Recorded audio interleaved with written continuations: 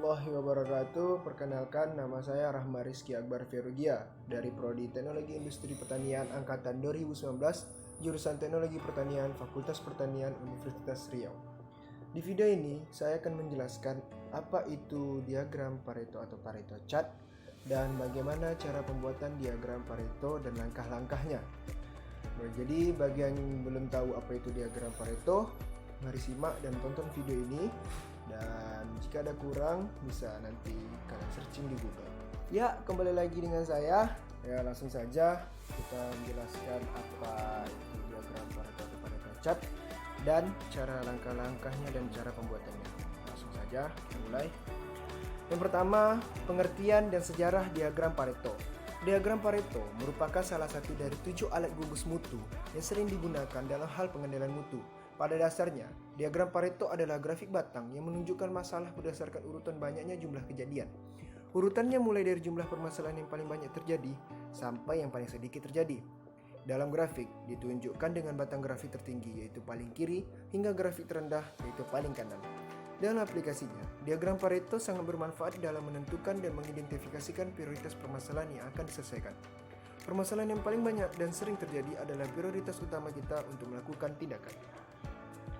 Diagram Pareto merupakan hasil dari prinsip Pareto, yaitu suatu prinsip yang didasarkan pada pengamatan yang dilakukan oleh Vilfredo Pareto. Ada juga yang menulisnya sebagai Alfredo Pareto, seorang ekonom sosiolog Italia, profesor ekonomi politik di Lausanne, Swiss pada tahun 1848 sampai 1922. Sekitar tahun 1896, Pareto menemukan bahwa kekayaan hanya terkonsentrasi di tangan beberapa orang saja. Ketika itu, dia memperkirakan bahwa 80% dari tanah di Italia dimiliki oleh 20% dari penduduknya atau kekayaan itu hanya dipegang oleh sebagian kecil dari populasi.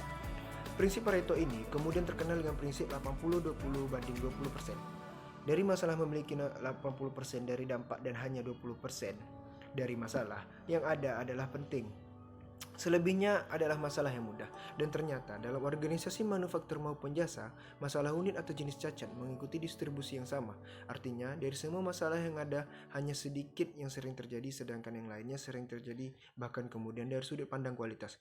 Profesor J.M. Juran Alimutu mengadopsi ide Pareto ini sebagai asumsi Juran yang diperkenalkan sebagai instrumen untuk mengklasifikasikan masalah kualitas. Seperti hanya 20% dari masalah yang diidentifikasi menyebabkan 80% dari kerusakan atau kesalahan atau kecacatan.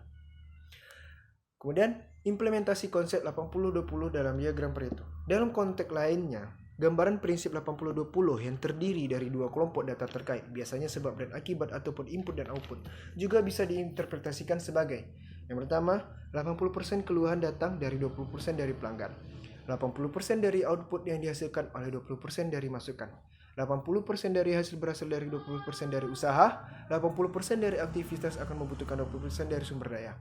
Dan terakhir, 80% dari kesulitan dalam mencapai sesuatu terletak pada 20% dari tantangan. Itu contoh dan semisalnya.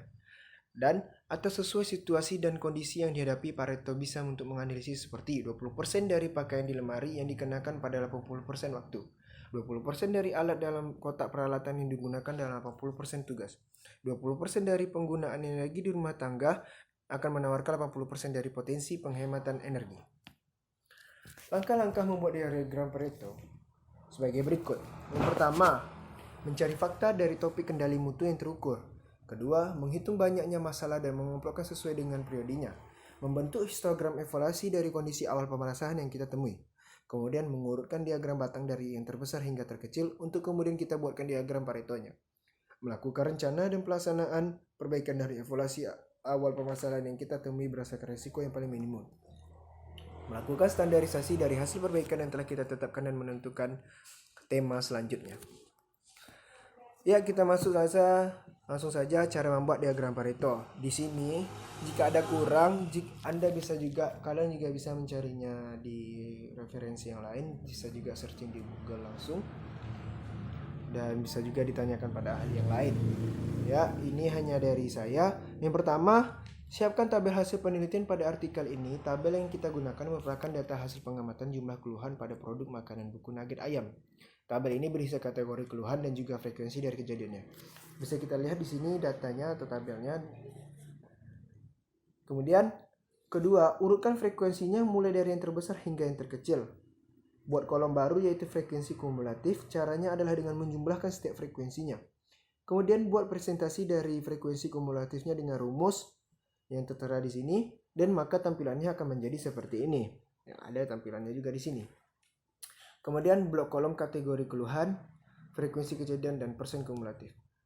Masukkan grafik batang dengan cara klik menu insert dan pada submenu chart pilih kolom on or bar. Chart dengan icon seperti diagram batang, lalu pilih bentuk diagram pertama pada bagian D2 2D kolom. Akan muncul grafik awal yang terdiri dari dua grafik batang. Klik dua kali grafik berwarna orange yang merupakan grafik persen kumulatif sehingga menampilkan menu format data series. Pada menu format data series, pilih menu series option dengan logo diagram batang, kemudian ubah plot series option dari primary axis menjadi secondary axis sehingga tampilan grafik menjadi berubah. Klik menu insert pada submenu chart, pilih line or area chart dan pilih jenis diagram yaitu line width markers untuk mengubah diagram persen kumulatif dan diagram batang menjadi diagram garis. Dan terakhir, klik dua kali akses yang berisi presentasi dan akan muncul menu format data series. Kemudian, klik ikon axis option lalu pilih axis option. Pada menu tersebut, ubah nilai maksimum bounce dari 1,2 atau 220% menjadi 1.0 atau 100%. Dan inilah contoh gambar dari langkah nomor 10 dan inilah hasilnya. Ya, itu saja. Terima kasih.